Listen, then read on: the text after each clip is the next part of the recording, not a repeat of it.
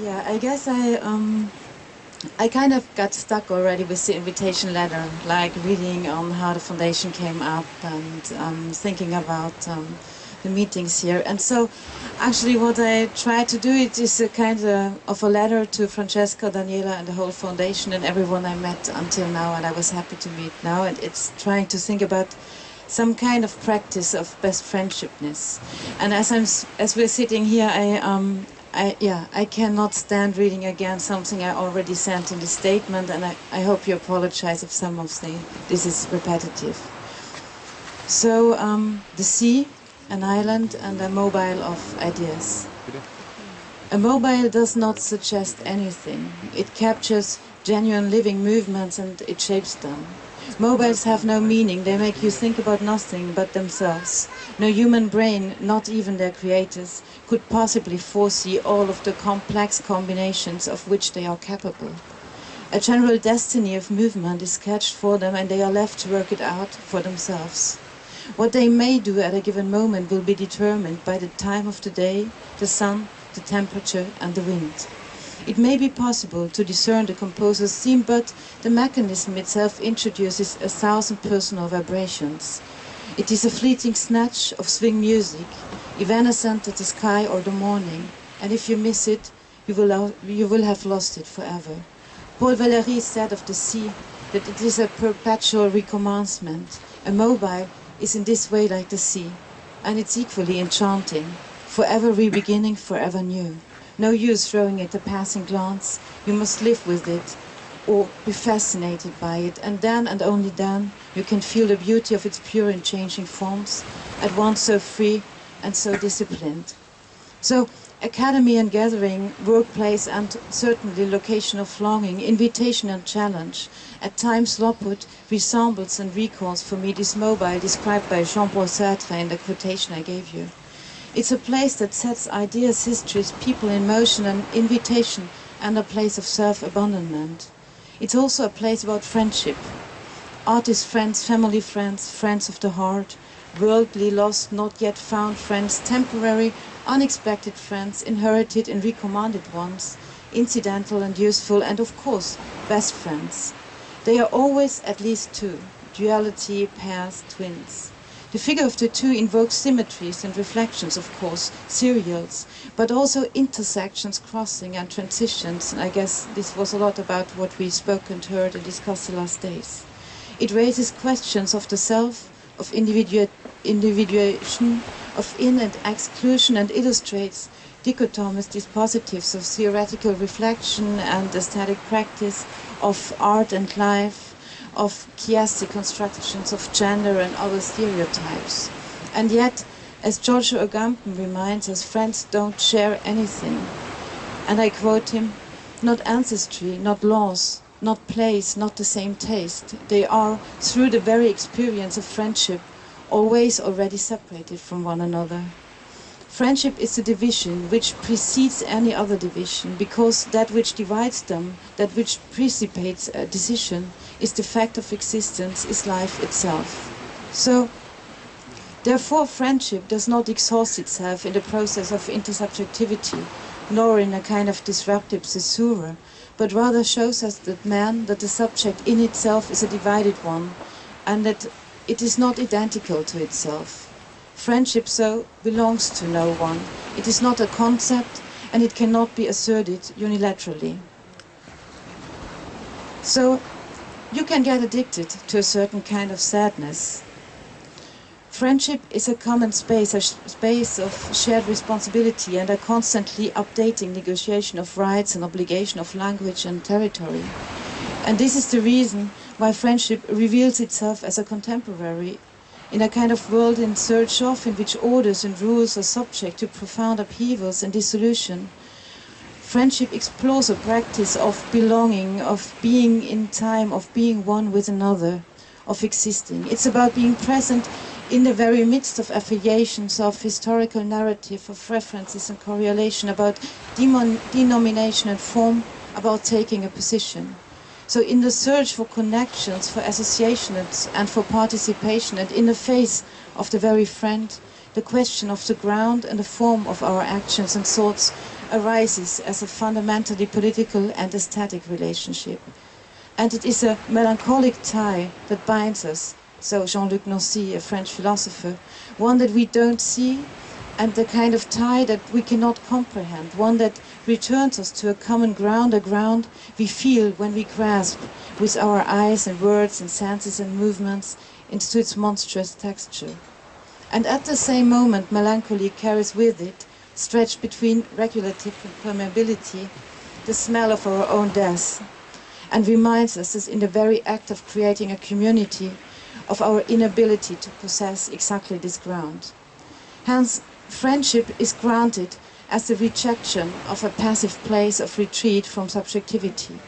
At the moment of encounter and in its vulnerability, our restrictions, structures of control and norms in our dreams and desires diverge from one another, overlap and trace beyond the aggregate selectivity of our coexistence, beyond the obvious, some more quiet and some more brittle fault lines of community. For friendship, as for art, I guess, it applies to detach from the confinement of its traditions and to actualize its issues and topics in other spaces, which are always social spaces as well. Spaces in between the irritation of self-determination and the necessity of self-assurance, which kind of jeopardize our individual and collective agreements, much too opening the demand for social responsibility, not only towards the past, but also towards the future, in the very constitution of present. So it is about an intrusion and a touch again. The figure of the friend makes a reciprocal touch that drives us ever further, always too far. It is an intrusion from and into another, and this touch is not a turning inside out, or it is at least something more or something else. It is not about communicating emotional worlds indirectly. It is not about maintaining a connection to something universal or about confirming individuality. In this sense, this touch of the friend does not follow utopian drafts. It is more than a phenomenon of zeitgeist.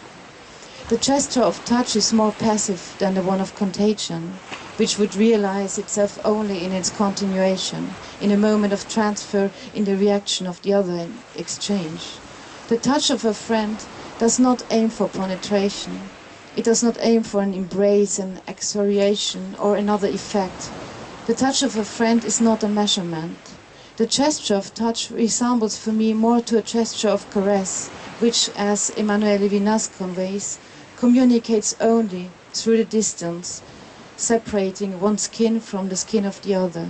So like the hand that would consolingly lay on the shoulder of another, the hug, the touch of your own body, comfort, reassurance and care. No penetration, no ownership. It is not once about catching hold of something. The gesture of caress does not know what it seeks. It's not intentional and it is not directed. It is always anticipated. It has yet to exist. So despite the preservation and in respect of this distance to the other, the touch recognizes the body as a human and not as an object to be manipulated. It concerns the body, it falls upon it.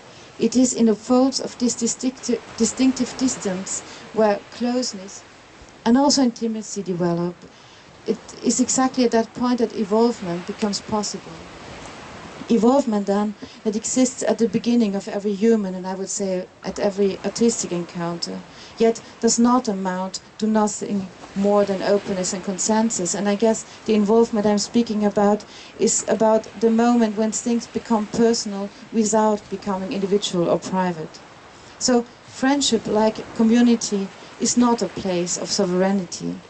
Being in the grip of the instability of life, it describes the disquietude that the moment of that which appears to be motionless evokes.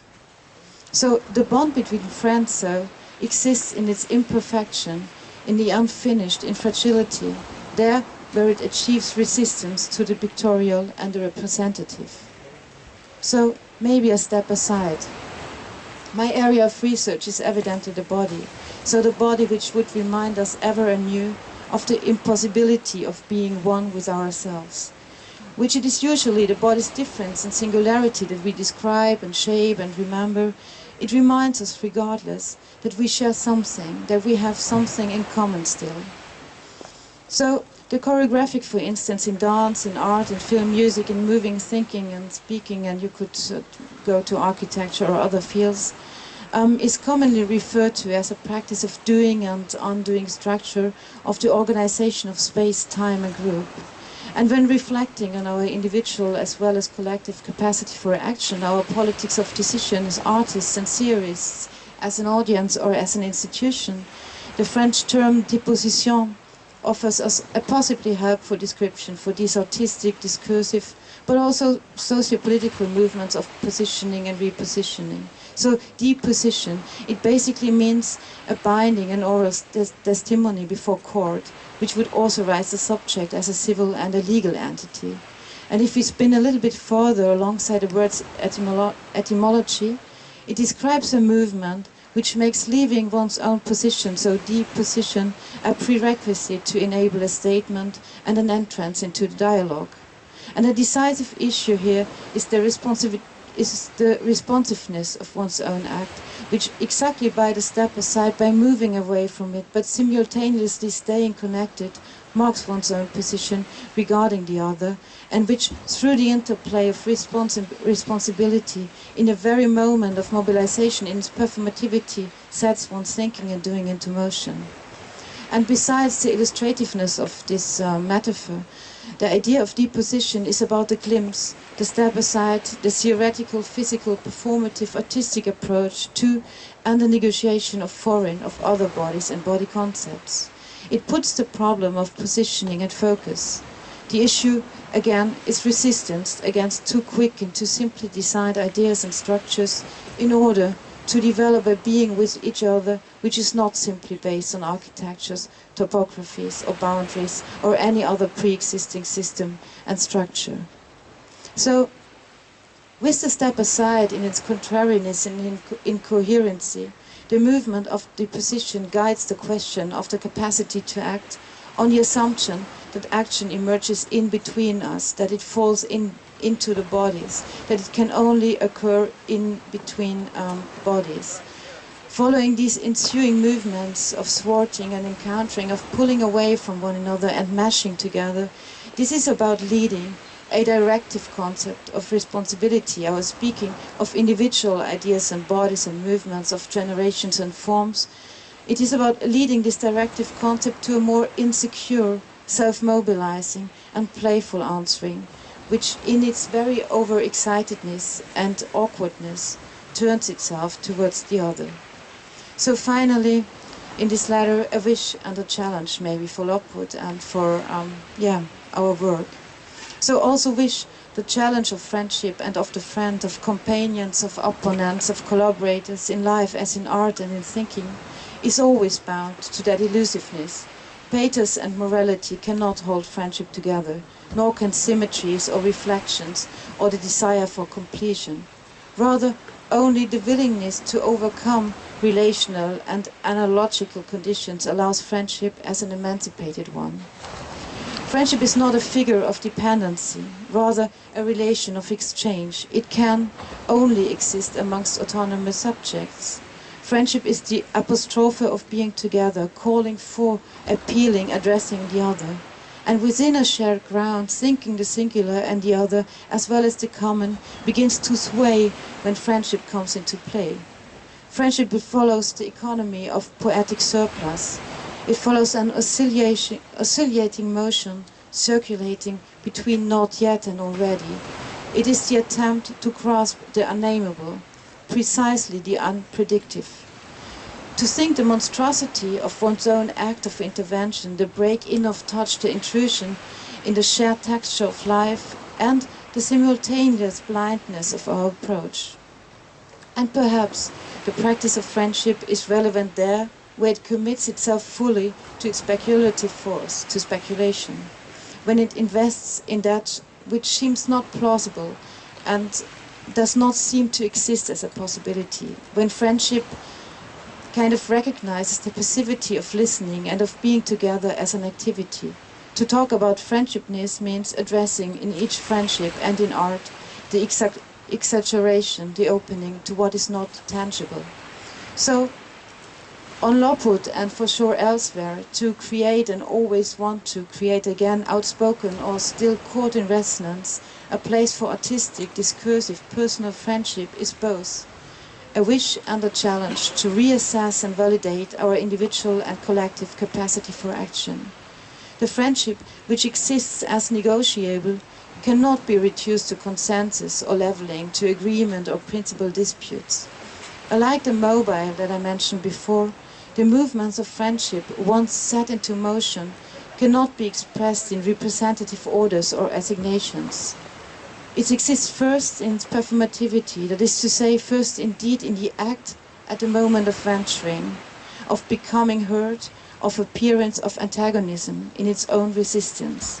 Rather, it is about working together on a practice of an agonal dialogue, alongside a practice which needs the fragility and the composed within our position to somewhat extend our artistic and theoretical tools and methods to something that cautiously might ask for an ethical dimension in aesthetics, for experiences again of vulnerability, of closeness, of damage and of recognition. So this is all not about romanticism, but it's kind of sneaking in for a practice of friendship that takes on the challenge of the political. And in this sense, I thank you again for having this moment of friendship here.